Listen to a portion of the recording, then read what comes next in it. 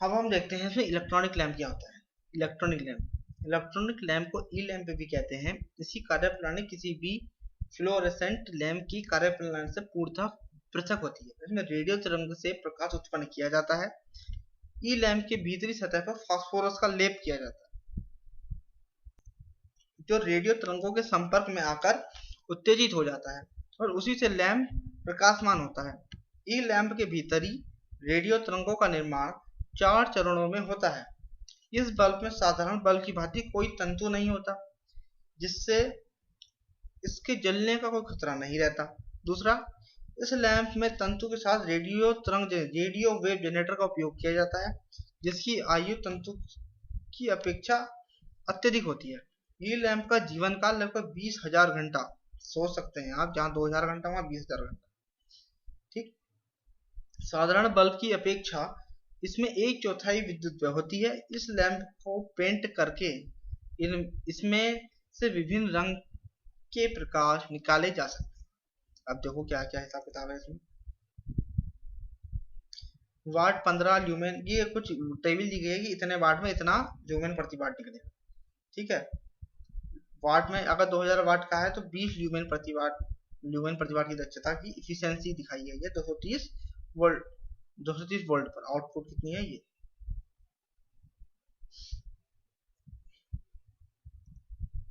ठीक है, ये तो आप सब जानते होंगे। जैसे ट्यूबलाइट है, ये डायग्राम आज यूज कर लीजिए, बहुत पूछा जाता है, सबसे ज्यादा यही पूछी जाती है। ठीक। Fluorescent tube lamp self started नहीं होती है सबसे पहले, इसलिए इसको प्रकाशित करने के लिए स्टार्टर की आवश्यकता होती है। स्टार्टर एक स्वचालित ऑटोमेटिक स्विच होता है, जिसकी सहायता से ट्यूब परिपथ में चोक के द्वारा क्षणिक उच्च विभवांतर पैदा किया जाता है, ताकि ट्यूब लैंप का कार्य आरंभ किया जा सके। ये कुछ किया जा सके ताकि ट्यूब लैंप का कार्य आरंभ किया जा सके। ट्यूब स्टार्टर को स्वचालित प्रवर्तक स्विच भी कहते हैं। ये जैसे थर्मल टाइप स्टार्टर स्विच और ग्लो डिस्चार्ज स्टार्टर स्विच, 2 प्रकार के होते हैं। अब हम थोड़ा डायग्राम देख लेते हैं, मैं आपको दिखाता हूँ। ये रहा।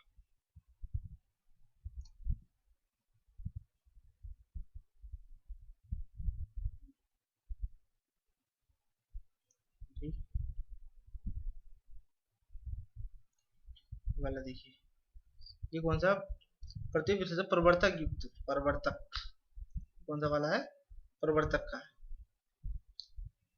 प्रदीप्त वाला, और तापी वाला कौन सा, ये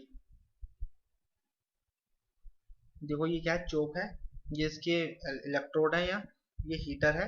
थर्मल में देखो उसमें क्या अंतर है कि कोई हीटिंग एलिमेंट यूज किया जाएगा, और क्या कहते हैं प्रदीप्त में किया जाएगा कोई प्रकाश उत्पन्न किया जाएगा, जिससे कि ये कांटेक्ट जो है आपस में टकरा सके। अंतर इन दोनों में सिर्फ यही अंतर है। देखिए इन दोनों में डायग्राम में ये अंतर है, यहाँ पे कोई क्या कहते हैं कोई गैस भरी जाएगी जिससे कि ये आपस में चिपक सके। दोनों का प्रिंसिपल ये है, आजकल ये बहुत यूज होता है, उसे कोई नहीं पूछता। ठीक है। देखो अब मैं इसमें थोड़ा आपको समझाता हूँ क्या होता है। ये दिख रहा है आपको डायग्राम, यहाँ एक कैपेसिटर दिख रहा है C1, एक चोक दिख रहा है आपको, क्या कहते हैं पावर फैक्टर इम्प्रूव कंडेंसर दिख रहा है आपको, और C1 चोक, ये ट्यूबलाइट दिख रही है बीच में, ये तो उसके इलेक्ट्रोड F1 F2, और क्या कहते हैं ये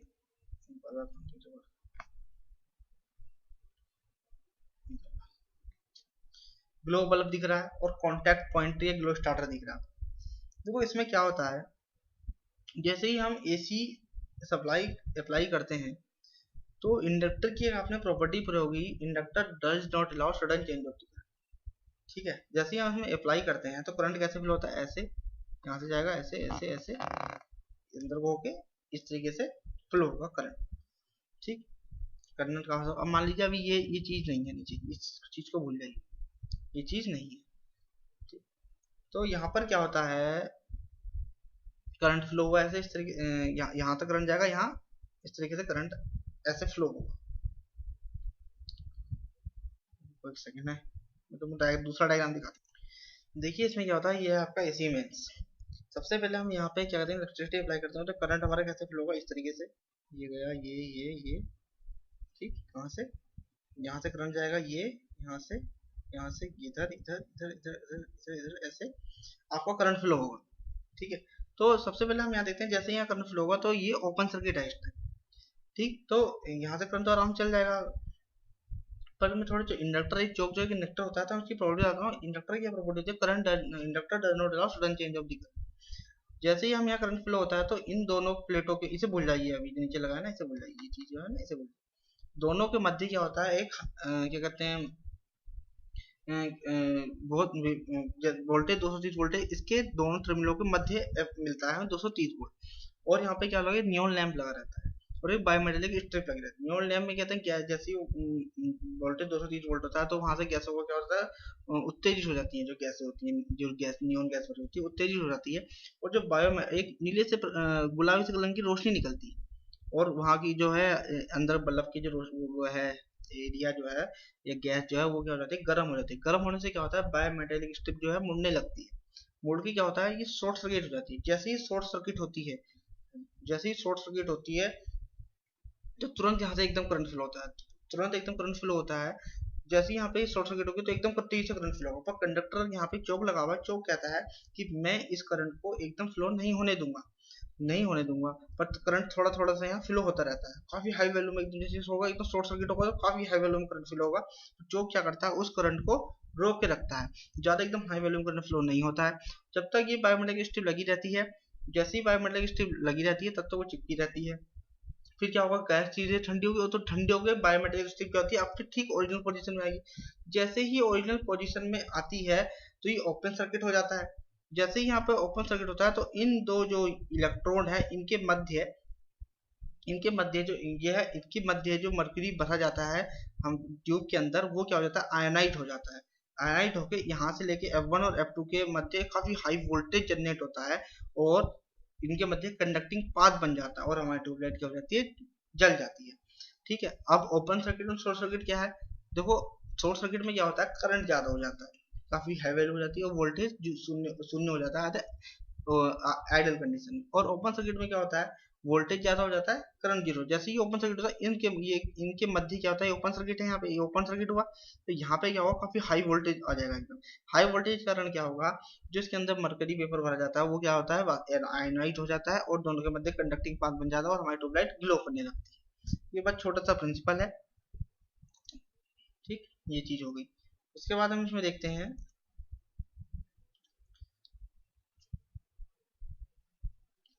ये चीजें हैं चौक।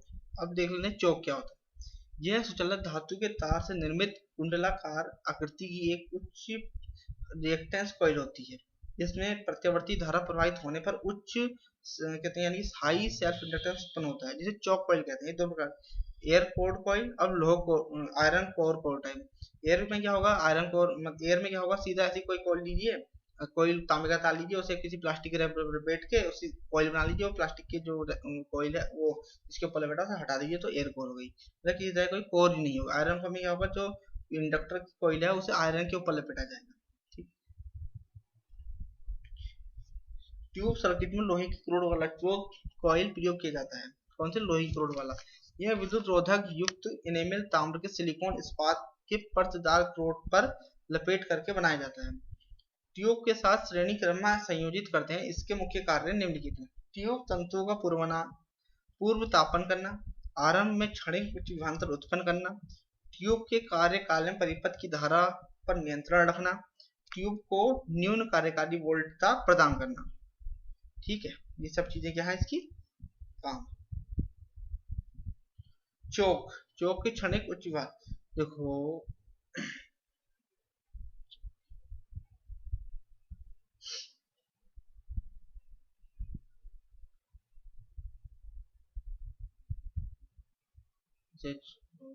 ये देखो, ये चीज आप पढ़ लेना, लिख लेना, ठीक है, क्योंकि आपका ऑब्जेक्टिव होगा तो उसमें ये पूछा जाएगा थोड़ा, ये वाला।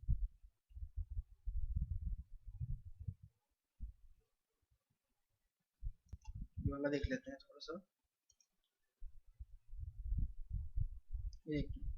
नलिका परिवर्तन में चोक का प्रभाव। यह नलिका के अंदर तंतुओं के पूर्व तापन में सहायक होता है। किसका, चोक। नलिका के अंदर तंतुओं के पूर्व तापन, कौन सा, चोक का काम। ठीक है, क्योंकि जब इसमें से करंट फ्लो होता है तो ये जो जो फिलामेंट है, फिलामेंट में कुछ क्या कर लगे होते हैं, कैथोड फिलामेंट होते हैं, तो इसमें कुछ मटेरियल लगा होता है जिससे ये जो इलेक्ट्रॉन है जो निकलने लग जाते हैं, जिससे कि ये पूरी ट्यूब लाइट में फैल जाए। और जैसे ही सोर्स ओपन सर्किट होता है तो एक सोर्स सर्किट करना, इन इलेक्ट्रोडों के मध्य काफी हाई वोल्टेज आ जाता है। हाई वोल्टेज आने की वजह से क्या होगा, जो उसमें ट्यूबलाइट में इलेक्ट्रॉन इधर से उधर घूम रहे हैं, और जो जिसका पारे का जो वेपर है वो क्या हो जाता है, आयोनाइज हो जाता है, यानी कि वाष्पीकृत हो जाता है, और एकदम कंडक्टिव पाथ बन जाता है, और इलेक्ट्रॉन एक F1 से F2 की ओर तेजी से फ्लो होने लगते हैं। यह ट्यूब में अतिशीघ्र प्रकाशित होने में सहायता करता है। चौक के कारण परिपथ में प्रतिबाधा बढ़ जाती है, फलस्वरूप परिपथ में धारा का मान कम हो जाता है और ट्यूब की सुरक्षा गुणक भी बढ़ जाता है। चौक के आर पार विभव पात अधिक होने के कारण शेष न्यून वोल्टेज पर ही ट्यूब कार्य करती है, जबकि प्रदायी वोल्टेज लगभग 240 वोल्ट होता है। और इसके कुछ 5 माइक्रोफैराड होता है, और दुनिया दूसरा लैम्प देखते हैं। बहुत चीजें दी हुई हैं, आपको जो मेन है बस वही पढ़ना है।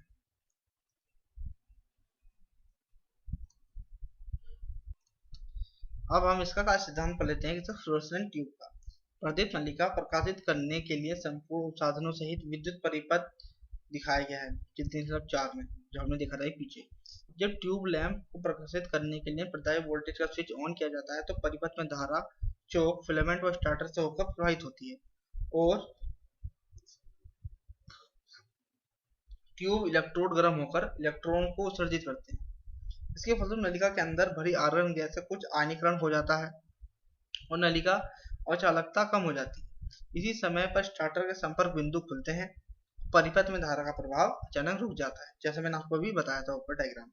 इस धारा परिवर्तन के फलस्वरूप चौक को कुछ क्षण के लिए बहुत उच्च विभवांतर उत्पन्न होता है। यह विभवांतर नलिका दोनों तंतु के बीच लगता है तो ट्यूब में तीव्र गति का विद्युत क्षेत्र उत्पन्न होता है, जो लैंप में भरी निष्क्रिय गैस आर्गन तथा पारे की वाष्प में पर्याप्त मात्रा में आयनीकृत कर देता है। अब इलेक्ट्रॉन गैसीय आयनों तथा कहते हैं वो किसके पारे के आयनों के कारण नलिका में चालकता और बढ़ जाती है और नलिका के अंदर दोनों तंतुओं के मध्य विसर्जन प्रारंभ हो जाता है। विसर्जन का अर्थ प्रकाश और ऊष्मा विकिरण करते हुए धारा का प्रभाव। यह विसर्जन गैसों द्वारा होता है, इसलिए इसे गैसीय युक्त विसर्जन कहते हैं। विसर्जन आरंभ होने से चौक में धारा बहती है और विभवांतर कम हो जाता है, परंतु इससे विसर्जन पर किसी प्रकार का प्रभाव नहीं पड़ता, क्योंकि नलिका में एक बार विसर्जन आरंभ होने के पश्चात कम विभवांतर पर भी विसर्जन चलता रहता है। इसके बाद चौक का कार्य नलिका विसर्जन के परिपथ में धारा को नियंत्रण करता है। इसके बाद चौक का कार्य नलिका में विसर्जन तथा परिपथ में धारा का नियंत्रण करता रहता है। उच्च दाब वाले वाष्प Divya high pressure mercury vapour lamp, ये कौन कौन से होते हैं? मरकरी वेपर लैंप सहायक रुद्र मरकरी MA टाइप, यानी क्या बोलते हैं MA टाइप, और मरकरी वेपर लैंप सहायक उद्रक तथा टंगस्टन तंतु लैंप मरकरी MA ने मैट टाइप बोलते हैं, क्या बोलते हैं? Matt type. तीसरा कौन सा? MB type, mercury vapour bayonet cap युक्त, मरकरी वेपर बेनेट कैप युक्त, मरकरी बेनेट टाइप लैंप बोल देंगे। मरकरी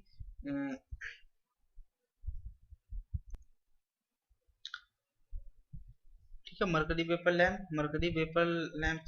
टंगस्टन तथा मरकरी वेपर लैंप तथा बेनेट कैप MB टाइप। एक होता है मैट टाइप, होता है MA टाइप।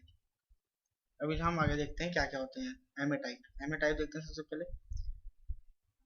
MA टाइप में क्या होता है, ये लैंप 250, 400 तक 1000 वाट के साइज में बनाए जाते हैं। ऊर्ध्वाधर, इसमें हेलोजन कहा था, क्या कहते हैं हॉरिजॉन्टल था, और ये जो है उच्च दाब वाले का सब किसमें है? ऊर्ध्वाधर में, यानी वर्टिकल में। अब क्या है MA टाइप, इसे बोलते हैं पारद वाष्प सहायक उद्रक प्रारूपी लैंप, MA टाइप यानी कि इसमें जो वाष्प है पारे की वो क्या हो जाती है? वाष्पीकृत हो जाती है, और इसमें तो इलेक्ट्रोड लगेंगे तो उन्हें क्या बोलेंगे? MA type.